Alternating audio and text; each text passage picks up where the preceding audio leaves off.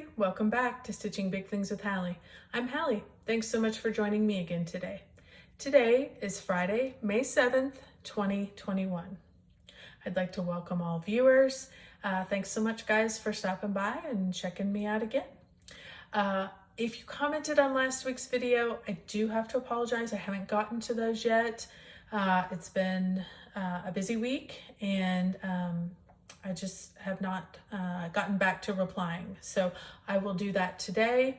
Thank you if you commented, and I will be getting back to you shortly. I apologize for not getting that done prior to this video. I thought I would start this video with last month's numbers. On Friday last week, it was the end of April, and I wanted to include those, that stitching time into my numbers. So last month I had 17,125 stitches for the month. I break that into full coverage and non-full coverage just because I've learned that I like that information. I find it extremely helpful in planning at the end of the year, and it's also kind of fun. I kind of try to not push myself, but I find it interesting, the trends that occur through the year, and you kind of figure out which months are your busier months, and which results in less stitching. So I just find it fascinating. So for those of you who care, full coverage this month was 8,275. Usually that dominates over my non-full coverage, just because of the challenge groups I'm in. This last month, I actually had more non-full coverage. I had 8,850 stitches of non-full coverage.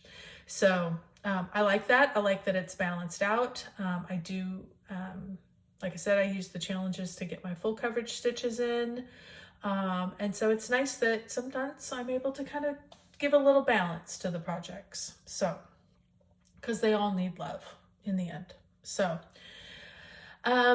what else is going on this week? Oh, a big week this week in my home.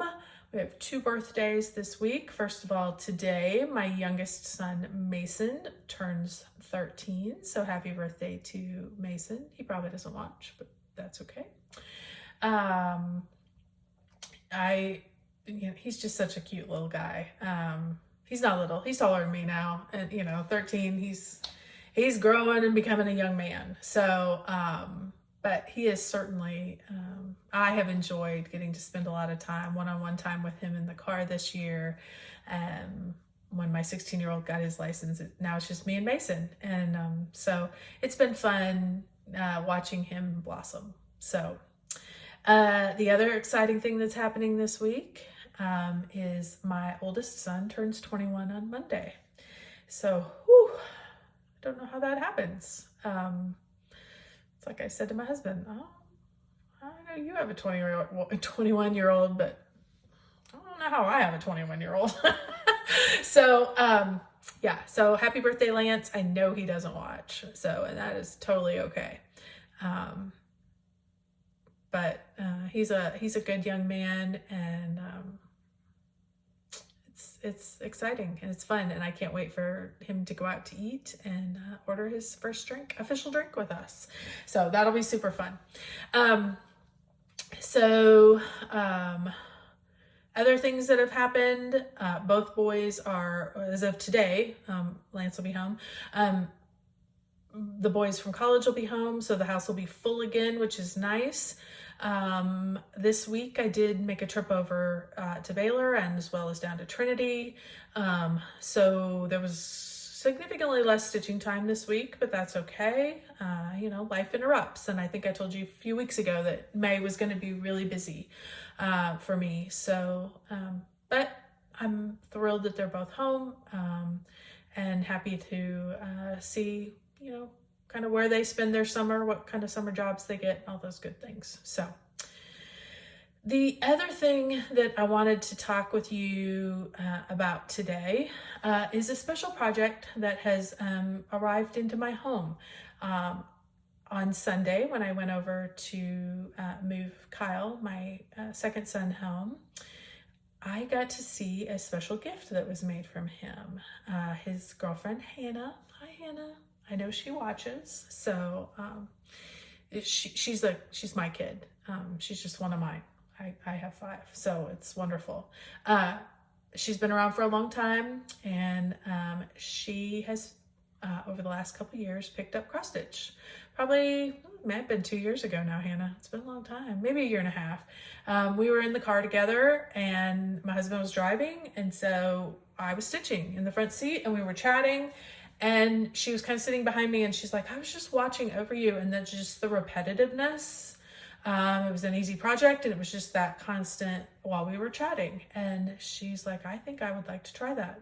So she went out and got herself a kit that she made for her dad, and she asked me to teach her the basics. Pretty darn simple. And she did a great job with that.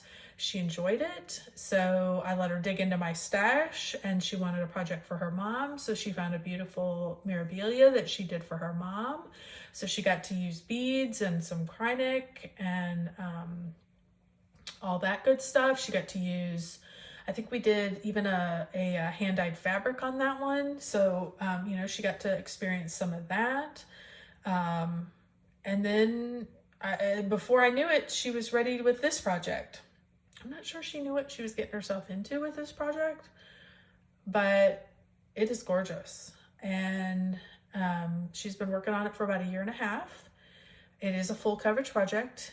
It is a Star Wars project that she made for my son.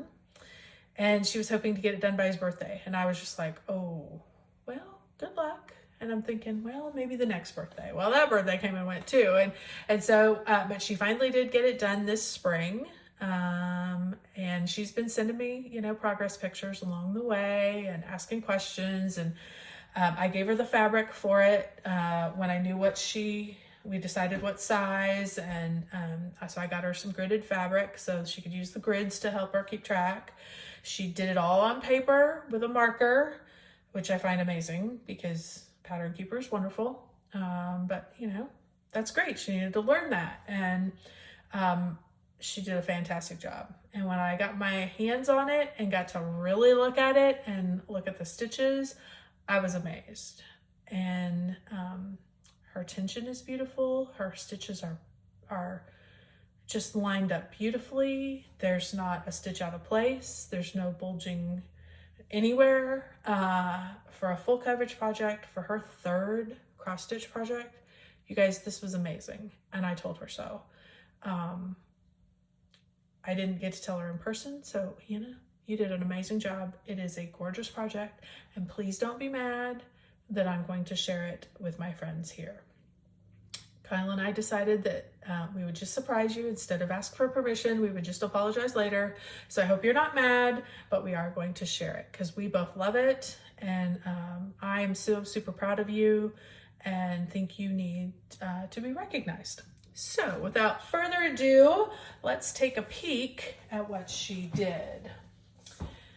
This obviously is Star Wars. I'm going to tip it just so we get the glare off of it. I have no idea how many stitches are in this. It is a huge piece. I know she got it on Etsy. So if you are interested and want to know where this piece came from, please drop it in the comments and I'll be sure to get that information from her. But I didn't want to ruin the surprise that I was going to show this. So I'm going to bring it in real super close so you guys get a good view of her stitches and how consistent they are and how they just lay so beautifully. Her white stitches are gorgeous. I am almost 100% sure this is 2/1. It may be 1/1, but I think it was 2/1. Anyway, either way, it's gorgeous. She did a beautiful, phenomenal job. She did a great job of framing it. It's spectacular. Kyle loves it. I love it. And I was so super proud of her, and I wanted to make sure to share it with you guys. So great job, Hannah. Keep up the good work. She has already, that was her 3rd project. She's already completed her 4th project that she made for her brother as he is graduating here this spring from college. So that one's already completed, and I'm hoping now she's going to do something for her, you know, something she loves that she can keep in her room when she's at school, and then, you know, move into her home someday. So great job, girl. So proud of you. Love you to death, and really happy to have you in the cross-stitching world. So, okay, what did I work on this week? You guys know my mania plans, my May plans, I guess more than mania plans. My May plans were to do mega projects and mini projects. So I have a finish. Let me show you real quick what it should look like. This is Christmas Club 3. I did the top one, Merry and Bright. This is a Shannon Christine design project. If you are a part of her Facebook group, this is where I came across these items. She offered it middle of last year. Every month she had 2 ornaments that you would get. And then at the end of the month, you would get like a 3rd bonus ornament. So, and she did it for 5 months. So, you know, I got 15 ornaments out of it. So this was obviously number 3. And this is my finish of it, Merry and Bright. Love it. So the only thing I did not do that she had done is right here, there was another Kreinik star. I did not do that. And this I did in Petite Treasure Braid. So instead of Kreinik. So, but I love the beads. There's just a little bit of beading, little bit of sparkle on there. So it's so sweet. This, if you guys remember, I've stitched some of these before. This is just a 20, I think it's a 28 count mushroom that I had from years ago. I had cut them for ornaments and I never finished them, never did them. And I wanted to use them out of my stash. And I thought this color palette went great on that mushroom fabric. So 2/1, super simple, all DMC with a little bit of sparkle. So got to finish, super exciting. Then I pulled out, let me show you guys the cover picture for this. I went to my full coverage projects after that because it is time to get on to the next challenge. I am doing Mini Santa Nutcracker from Artecy by Lynn Bywaters. The artwork is by Lynn Bywaters. And I am stitching this on 18 count easy grid fabric 2/1. So, and here we are.